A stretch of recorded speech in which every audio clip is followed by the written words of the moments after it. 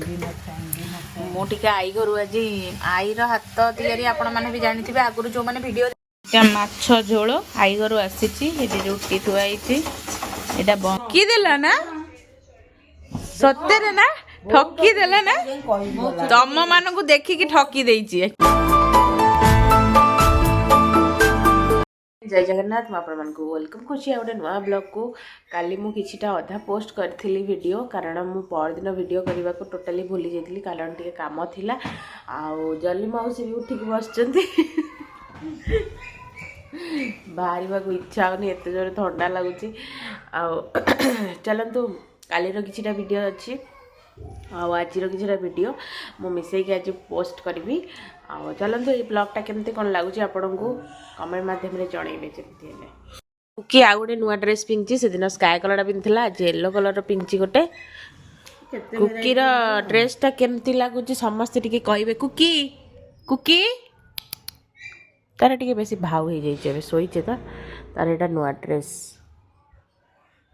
आज खरा बेला खाया पिया सारी टिके आज रील्स बनाला रील्स सब पोस्ट हम भौणी मैंने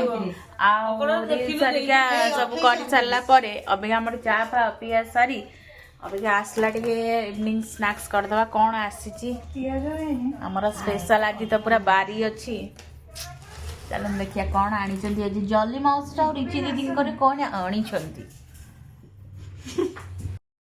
ये हूँ चिकेन पकोड़ा सहित यहाँ अंडा चप ठकी देला ना सत्य ना ठकी देला ना तम मान को देखिकी ठकी देइछि एक्चुअली रे फाइनाली बुलाबुली करी मौसी घर आसी आई घर टिके जाइथिलु आई घर आसिकिना अबिका पहुँचलु घरे आई घर जाइए वीडियो कर पाइली नहीं कारण टे मौसी सब बस कथबार्ता हेलु तो सियाड़े टे टाइम सब पलैला वीडियो करने को पूरा भूली गली अबिका आमर डिनर टाइम हो गला डिनर करवा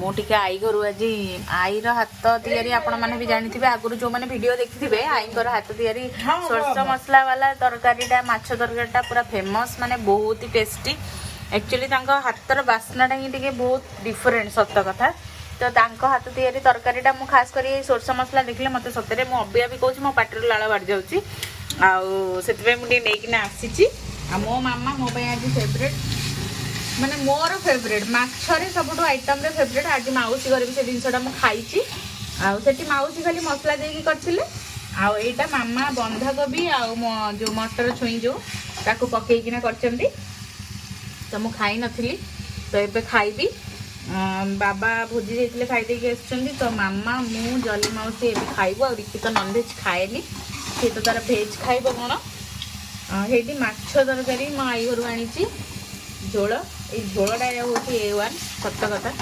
बंधाकोबीटा कड़ा है खिया हम देखे दूचे आप माछ झोल आई घर आसी रुटी थुआई एटा बंधाकोबी रे माछ मुंड छिंचड़ा गरम कराला एतिक रहिला सर एतिक एटा आसीबो एटा मोर एटा जल्दी मोटी ओ सॉरी एटा जल्दी मोटीर एटा मोर मामार खाइबो तो माछ तरकारी देखैली आपण मानकु राति रे डिनर एतिक सारा आइटम हमर खिया हबो बिका चलो जल्दी जल्दी खाईदबा एक्चुअली शीत दिने बंधाकोबी तरकारीटा खाइबार मजा टिके किछि अलग कारण शीत दिने परिबा गुडाकर टेस्ट एक्चुअली बहुत ही टेस्टी थाए बहुत ही भल थाए पूरा फ्रेश फ्रेश लागे परिबा गुडाक जेतिक भी परिबा शीत दिने खास करी माछ मुंड पकई बंधाकोबी खाइबार मजा किछि मजा हां मते बहुत भल लागे माने माछरे आइटम भितरे मते माने माछरा एक्चुअली मते माने पीस भितरे माछर मुंडटा मते बहुत भल लागे पीस रे से जाउनी मुंड रे जाउ हां माने मुंड रे माने माछ बॉडी भितरे सबडो पार्ट भितरे तारा मते मुंडटा भल लागे सेने माछ मुंड पकई जो बंधाकोबीटा भी मते बहुत भल लागे आ मो दीदी किंतु बंधाकोबी टोटली भल पाएनी तार फूलकोबी फेवरेट आउ दीदी भी कमेंट रे जणीबु जे तू बंधाकोबी खाइया भल पाउ ना नहीं मु मिछ कहूची ना सत कहूची ना समस्त भाबे बोले मु मिछ कहूची